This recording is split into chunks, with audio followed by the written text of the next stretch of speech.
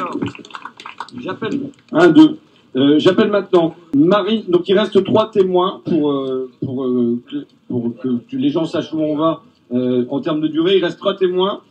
J'appelle maintenant Marine Martin et les familles de l'APESAC, l'association d'aide aux parents d'enfants souffrant du syndrome de l'anticonvulsivant, c'est-à-dire de la dépakine. Bonjour. Oui.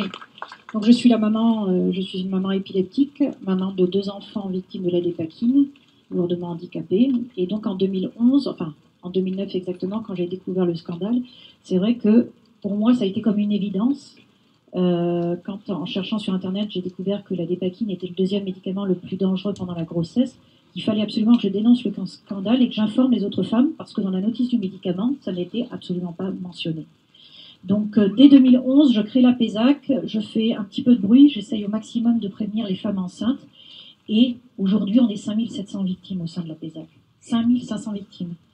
L'épilepsie et la bipolarité, qui sont les 2 raisons pour lesquelles on prescrit la dépakine, sont des maladies extrêmement communes. Et la dépakine était le médicament le plus donné en France et en Europe. Donc potentiellement, il y avait énormément de victimes. Aujourd'hui, on estime qu'entre 16 000 et 30 000 victimes ont été touchés, et les enfants donc, sont principalement autistes dans 30 à 40% des cas, et souffrent également de malformations dans 11% des cas à peu près. Donc c'est quoi comme malformation? C'est des malformations génitales, des malformations des reins, du cœur, des craniosténoses, des choses comme ça. Donc c'est un médicament extrêmement toxique. Et forcément, moi, je me suis dit, mais l'usine de Mourinx, elle doit être particulièrement surveillée. Donc quand j'ai découvert en juillet dernier qu'elle émettait du bromopropane dans ces conditions-là, c'était absolument hallucinant, sachant que le bromopropane fait partie du processus de fabrication de l'acide valproïque, donc de la dépakine. Donc c'est tout simplement hallucinant. Et tout de suite, j'ai pensé aux femmes enceintes qui potentiellement habitent ou travaillent sur le site. Et ça n'a pas manqué. Fin juillet, j'ai été contactée par des mamans de femmes qui travaillaient à proximité du site et qui me disaient mon enfant il a des malformations, mon enfant il présente des troubles autistiques. Est-ce que vous pensez que c'est lié? Je lui ai dit oui, c'est possible. Malheureusement, ce que tu me décris, ça correspond au tableau clinique de la pathologie. Donc voilà, très vite, je lui ai donné un conseil qui est extrêmement simple et gratuit. Va voir ton généraliste, demande un taux de dépakinémie. Qu'est-ce que c'est un taux de dépakinémie? Eh bien, c'est ce qu'on fait aux femmes épileptiques pour mesurer combien de dépakines elles ont dans le sang et savoir si elles sont dans le seuil thérapeutique ou pas, comme on dit. Et elle m'a rappelé quelques jours après en me disant c'est positif, j'ai de la dépakine dans le sang. Donc me dire que c'est faux, que les riverains ne sont pas imbibés à la dépakine, c'est un mensonge éhonté encore de l'entreprise Sanofi, un de plus.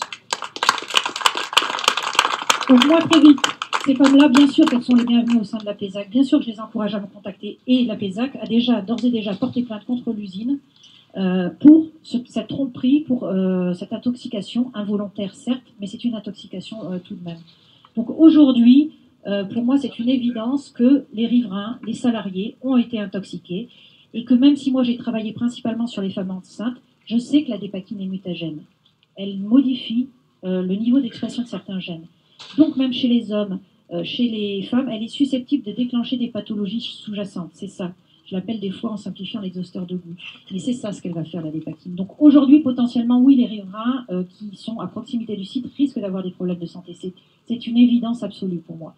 Donc voilà, aujourd'hui, je suis là. Si des femmes ou même des hommes cherchent à avoir des renseignements sur les dangers de la dépakine, je suis prête à répondre.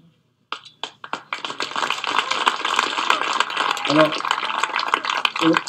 au-delà de Mourinx, on peut estimer que, grosso modo, au moins depuis 1984, on sait que la dépakine produit des troubles pour les enfants des femmes enceintes. Il y a des études qui tombent à partir de ce moment-là, et ça n'est qu'à partir de 2004 pour même pas pour les troubles neurologiques, ça va arriver en 2014, il me semble, en fait, c'est parce que moi, j'ai décidé, en fait, quand j'ai découvert le scandale en 2009, toute seule chez moi, je me suis dit, je suis tombée sur un site d'un hôpital parisien qui disait que le médicament le plus dangereux, c'était le Roaccutane chez la femme enceinte, un anti-acnéique. Et il y avait un protocole qui exigeait, qui disait, je sous-signais avoir été informée que j'ai 30 à 40, j'ai des chances d'avoir un enfant handicapé si je prends du Roaccutane. Je me suis dit, mais c'est ça, il faut faire un copier-coller, il faut qu'on modifie la notice. Et en fait, avec mes homologues anglaises, parce qu'une association en Angleterre existait déjà de victimes de médicaments, On a fait changer la notice de médicaments en 2013-2014. Ça a duré 1 an. Et donc, je suis allée à l'Agence européenne du médicament pour faire changer. Ce n'est jamais en aucun cas Sanofi ni l'Agence de santé française qui a été à l'origine de cette modification, mais bien les associations. Donc aujourd'hui, quand j'entends les institutions, les agences de contrôle dire qu'il n'y a pas de souci, moi je rigole.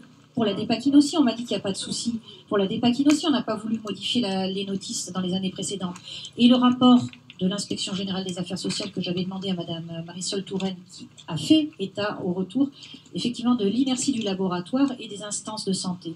Donc aujourd'hui, si j'ai un conseil à donner aux riverains, ne faites pas forcément complètement confiance aux études qu'on peut vous fournir, parce qu'elles ne sont pas toujours le reflet de la réalité et peut-être un arrangement avec les laboratoires concernés. Alors, donc moi, je reste quand même méfiante. On estime à 30 000 à peu près le nombre d'enfants nés souffrant d'autisme à cause de la dépakine. Aujourd'hui, combien Sanofi met sur la table pour indemniser les victimes? Alors aujourd'hui, Sanofi a été condamné dans un dossier à verser 3 millions d'euros à la petite Camille qui est née en 2002 pour le tromperie sur sa notice.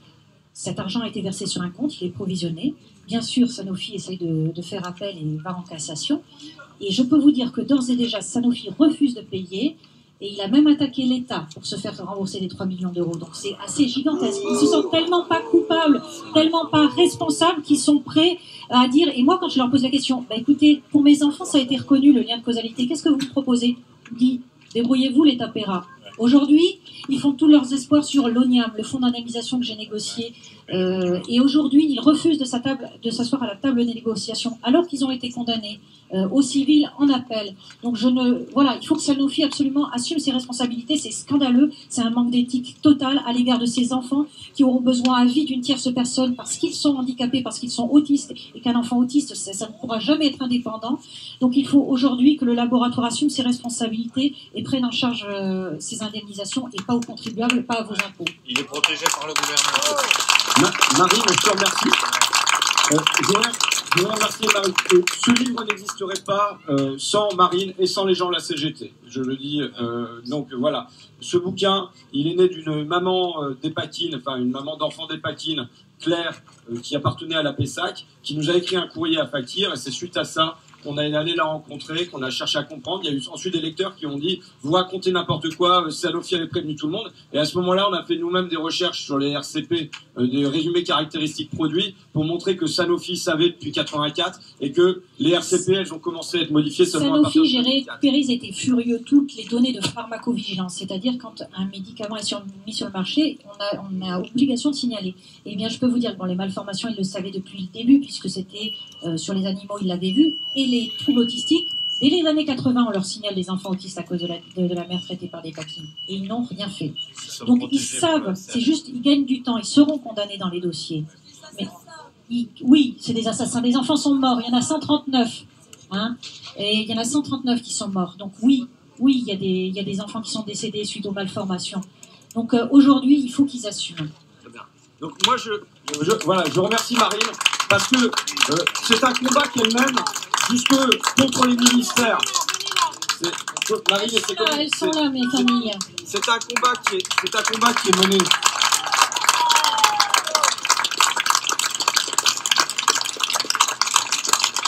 On ne lâchera rien. Voilà. Un combat mené contre la multinationale, mais aussi contre les autorités de santé, mais aussi contre les ministères. Et je dois dire que, évidemment, quand on est Marine Martin, il y avait tout à fait la possibilité pour qu'on lui file un chèque qu'elle se taise. Elle a choisi de ne pas monnayer sa dignité.